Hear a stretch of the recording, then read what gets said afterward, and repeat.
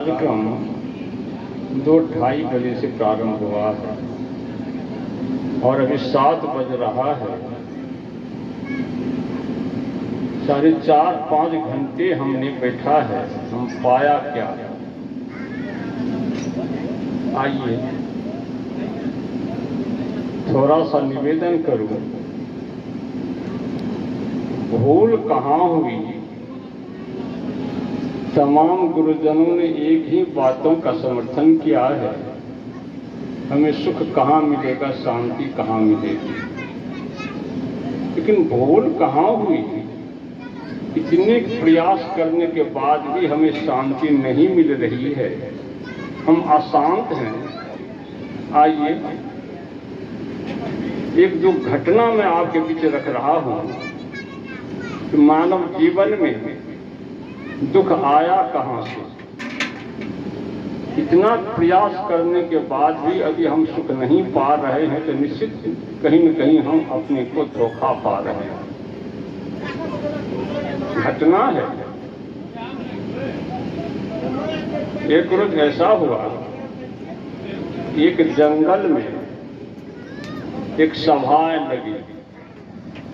एक पीपल का वृक्ष है, बहुत घना वृक्ष, बहुत लंबा चौड़ा वृक्ष है, और उस जंगल में एक सभा लगती है किसकी? कुत्तों की। ध्यान दीजिए थोड़ा सा, सोचिए।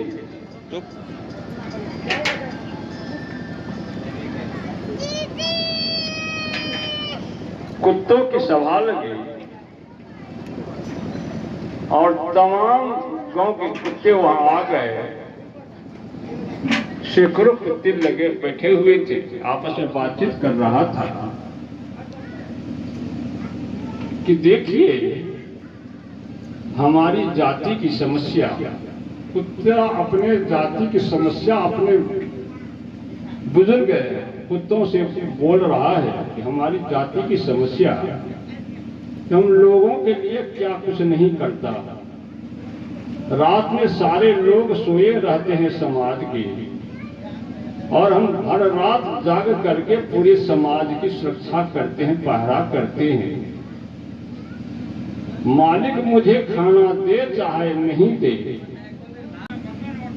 यदि किसी मनुष्य से कोई गलती हो जाती है तो हमारी उपमा देते हैं, ये कुत्तों के जैसे क्यों करते हो? ऐसा होता है कि कुत्ता सब है, तो कुत्ते अपने मालिक से कह रहा है कि आखिर हमारी क्या गलती है, इतना सेवा करने के बाद भी हमारी ही उपमा दी जाती है। बातचीत चलते चलते निर्णय हुआ कि कुछ कुत्तों ने कहा, मालिक जो उसमें 2-4 कुत्ते के मालिक सब थे, उन्होंने कहा कि देखो सबसे बड़ी भूल है कि हम सब आपस में लड़ते हैं।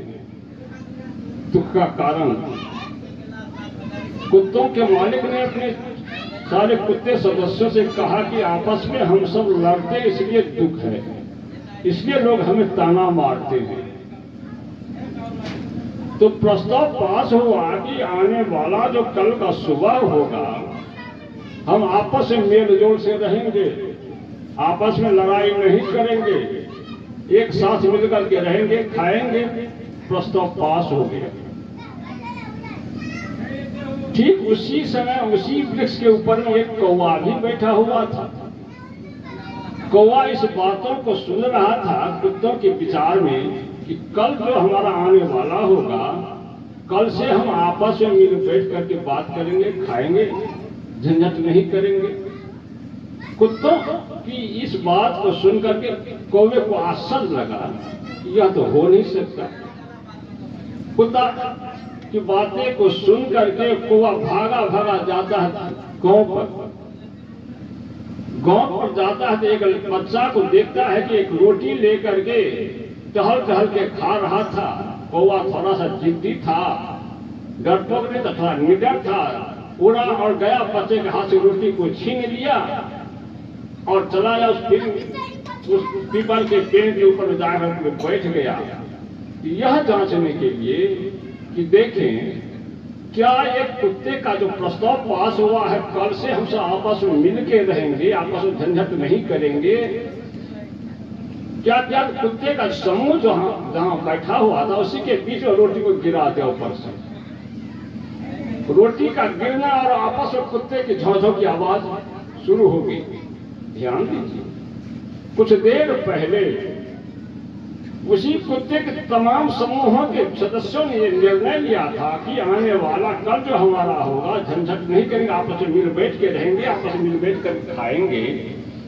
कहां भूल हुई कि थोड़ी सी रोटी की टुकड़ी गिरी और आपस सारे कुत्ते लड़ने लगे। इस भूल को सुधारना होगा। एक और उदाहरण दे रहा, एक प्रयोग दे रहा हूं। भूल मिटेगी कैसे? भूल मिटेगी, थोड़ा सा चिंतन करें। एक लड़का है जो सुबह सुबह चलता है बाजार की ओर। वैशाख जेठ महीने का समय था। बाजार जाते जाते रास्ते में से करीब धूप हो जाती है, 11-12 बज जाते हैं। बाजार दूर था और बालू, तो उस बालू के गर्मी के कारण उसका पैर जो जल रहा था, उसने भगवान को कोसने लगा, भगवान से कहने लगा कि हा अल्लाह, हा परमात्मा, हा भगवान, आपने कैसा हमें बना दिया। कम से कम एक जूता दिया होता तो अब बालों में हमारा पैर तो नहीं पकता। इतना भी हमें नहीं दिया, जूता नहीं दिया।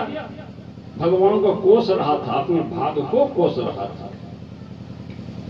ठीक उस समय आगे से वो देखता है, एक व्यक्ति आ रहा है जो हाथ के बल से चल रहा है, रेंग रेंग के चल, हाथ के बल से वो चल रहा है। उस पर नजर पड़ता है उस लड़के का, और तब कहता कि हाँ भगवान, जो कुछ देर पहले भगवान को कोस रहा है, भगवान को भली भली बुरी बातें कह रहे हैं, वही लड़का उस रेंगते हुए आदमी जो हाथ से रेंग के चल रहा था, कहता कि हाँ भगवान, आपने मुझे जूता नहीं दिया तो क्या हो, आप तो कम से कम हमें पैर तो दिया है जिस पैर से हम चल लेते हैं, लेकिन इन आगे से आने वाले आदमी को तो आपने पैर ही नहीं दिया है। वो पैर उसके पास है ही नहीं, पैर से चलेगा, रेंग के चल रहा है। ये धन्यवाद देने लगा। जो कुछ देर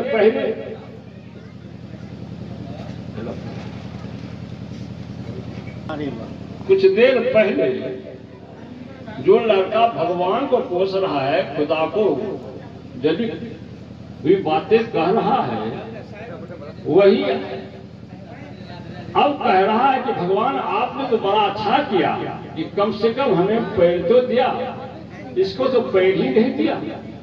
ये है अपने जीवन को दुख से सुख में बदलने का तरीका। सिर्फ आप अपने नजरिया को बदलिए, आपकी नजरिया ठीक हो जाएगी, आपके जीवन में अशांति नहीं आएगी। नजरिया हमारी ठीक हो गई, हम अपने को संभाल लें। कहते हैं तनाव मुक्त जीवन। संत कबीर ने कहा, नर हरि लागी दो विकार बिन ईंधन मिले न बुझावन हारा।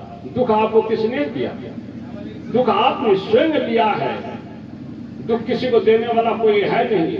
एक प्रयोग दे रहा हूं कि दुख आप कैसे लेते हो। एक लड़का है जो भैंस चराता है, और भैंस चराने के क्रम में होता क्या है उसके जीवन में, वर्ष में 365 दिन होते हैं।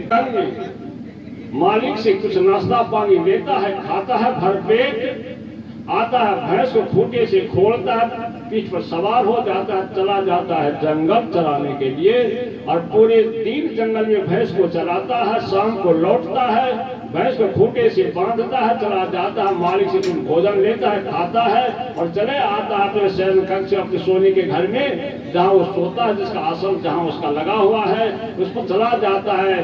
पूरे रात खर्राटे की नींद सोता है, एक बार भी जगता नहीं है। 365 रोज का जो वर्ष होता है, उसमें 364 रोज लड़का उस खर्राटे की नींद सोया है, शाम से सुबह तक। शाम में सोया है, सुबह जगा है, खाया है, चला गया। भैंस को चराने में 364 रोज उसने ऐसा किया है। आज वर्ष का अंतिम दिन है, वर्ष का आज 365वां दिन है। लड़का लौट रहा है शाम को। इसी माघ फागुन का महीना था। किसान के खेत में लहराता हुआ खेसारी का पौधा देखा। अब उसकी दिशा बदल गई। कहते हैं आपकी दिशा बदलेगी, आपकी दशा बदल जाएगी। दिशा और दशा को ठीक रखो। जिस दिन आपकी दिशा बदली, आपकी दशा बदलने का नहीं, बदलने का कोई कारण ही नहीं हो सकता है। तो लड़का की दिशा बदल जाती है और दशा क्या हो जाता है, अब उसके विचार में भिन्नता आ जाती है और सोचने लगता है कि आधी रात में इस खेसारी को, अपने भैंस को चराऊंगा तो कल 5 किलो मेरा भैंस दूध देगा। अब लड़का आता है, हर रोज की तरह शाम को आता है। लड़का अपने भैंस को खूंटी से बांधता है, चला जाता है आंगन, नाश्ता लेता, खाना लेता है, खाता है भर पेट और चला जाता है अपने आसन पर सोने के लिए। लेकिन आज उसे नींद नहीं आ रही है। 364 रोज खर्राटे की नींद लेने वाला लड़का, आज उसे नींद नहीं आ रही। उसको बिछावन में लगता है कांटा है, उसे बिछावन आज गड़ रहा है, नींद नहीं आ रही है। ऐसा क्यों हो रहा है? आइए, अब लड़का इंतजार कर रहा है। उसके दिमाग में तो आया है कि हम कल भैंस को चराएंगे खेसारी और मेरा भैंस कल 5 किलो दूध देगा। ये आया है उसके दिमाग में और वो इंतजार कर रहा है 12 बजे रात का कि परिवार के लोग खा के सो जाएंगे, गांव के लोग सारे खा करके सो जाएंगे तो भैंस खोलूंगा, चुपचाप चला जाऊंगा खेत में, भैंस को चराऊंगा और सुबह आकर के लौट कर भैंस को बांध दूंगा और सो जाऊंगा। किसी को कान तक भनक नहीं आएगी। लड़का करता वही है। 12 बजता है, रात चल देता है, भैंस को खोलता है, पीठ पे सवार होता है, चला जाता उस किसान के खेत में। खेसारी जहाँ भरभट ठगुना का खेसारी लगा होता तो हरा फला हुआ खेसारी था। भैंस चढ़ने लगा, चढ़ते चढ़ते 4 बज जाती है। भैंस जब खाना छोड़ देता है तो लड़का भैंस को चलता है लेकर के अपने घर की ओर आता है, भैंस को खूंटी से बांध देता है, चला जाता है अपने शयन कक्ष में उसी बिछावन पर सोने के लिए। लेकिन अब नींद नहीं आ रही। शाम से 12 बजे रात तक तो उसे नींद इसलिए नहीं आ रही थी कि भैंस उसको खेसारी चराना है रात में। लेकिन अब तो भैंस को खेसारी चरा के लड़का आ गया है, तब तो नींद आनी चाहिए। गंभीर विषय है हमारे जीवन का। अब उसे लड़के को डर है। खेत में किसान जाएगा, अपने फसल को उजड़ा हुआ देख करके, मेरे भैंस के टाप को देखकर, मेरे भैंस का जो पद चिन्ह है उसको देख करके खोजते खोजते मेरे घर तक आएगा और पुलिस आएगी, हम उन्हें पकड़ ले जाएंगे। अब उसे डर है कि पुलिस का डर है। लेकिन हमारे यहाँ इतना सत्संग हमने सुना है, ऐसा कोई भी गांव मोहल्ला नहीं है जहां किसी न किसी मत और बधाओ की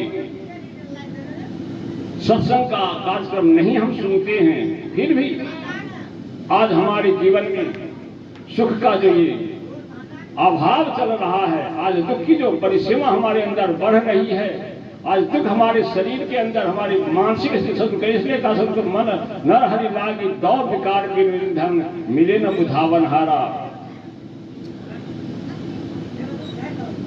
कहते हैं संसार के लोगों, कहां दौड़ रहे हो, कहां सुख मिलेगा? कहते नर हरि है, संसार के लोग है भगवान, नर हरि है, मानव भगवान लागी दौड़। क्या आग लगी है? कहां? मानव के मस्तिष्क में आग लगी है। किसकी आग लगी है? आग किसकी लगी है? तनाव की। आज सास बहू से बीच में तनाव है, बहू और सास के बीच में तनाव है। सास बहू के प्रति और बहू सास के प्रति, बेटा बाप के प्रति, बाप बेटा के प्रति, भाई भाई के प्रति तनाव में जी रहा है। और तनाव मुक्त जीवन जब तक आपका नहीं होगा। और कौन सी आग लगी है? विकार बिना ईंधन की आग, बिना ईंधन की आग आप नहीं देख सकते। या तो कोयला होगा, या जलावन होगा, या पेट्रोल होगा, या गैस होगा। जब तक इस चारों चीज की उपस्थिति नहीं होगी तब तक आपको आग नहीं दिखाई देगा। लेकिन यहाँ नरहरि लागी दो विकार बिनु ईंधन, मिले न बुझावन, कोई बुझाने वाला नहीं है। कहते मैं जानो तो ही से व्यापे जगत सकल संसारा। कहते मैं जानता हूं उस आग को तुमने स्वयं अपने मस्तिष्क में लगाया, हम स्वयं अपने मस्तिष्क में आग लगाए हैं और वो आग हमें जला रहा है। कहते मैं जानो तो ही से व्यापे जगत सकल संसार, संसार जगत अपने ही आग में। कहते वो आग क्या है, उसका प्रयोग कहते हैं कैसी आग लगी है। पानी माँ ही अग्नि को अंकुर, पानी में आग नहीं आप देख सकते, पानी में आग कभी नहीं लग सकता। लेकिन सब कबीर कहते, दावे के साथ कहते हैं कि पानी माँ ही अग्नि को अंकुर, जरत बुझावे पर ध्यान देना। कैसे हमारे अंदर में शांति आएगी, कैसे हम सुख को खोजेंगे, कैसे हमें सुख मिलेगी। कहते पानी माँ ही अग्नि को अंकुर, जरत बुझावे पर। जैसे माघ महीना है, उस महीने का समय आज से 10-20 वर्ष आप सामने बाल्टी में पानी रखा होगा अपने घर में। माघ महीने में, पूस महीने में सामने आप बाल्टी में पानी निश्चित रूप से कभी न कभी घर में रखा होगा। उस पानी में आप सुबह में हाथ डालोगे तो कैसा लगेगा। सामने रखा हुआ पानी बाल्टी में आप सुबह में हाथ डाल, सबको अनुभव हुआ होगा। हाथ आप उसमें डालोगे तो कैसा लगेगा, जैसा लगेगा कि आपके हाथ पानी को गला रहा, पानी आपके हाथ को गला रहा है। लेकिन कहते पानी माँ ही अग्नि को अंकुर। अग्नि कैसे पानी में लग जाता है, उसी पानी को, जो पानी आपके हाथ को कुछ देर पहले गला रहा था, उस पानी को आप आग पे चढ़ा दो, आग पे गर्म करो, कुछ देर के बाद पानी उबलने लगेगा।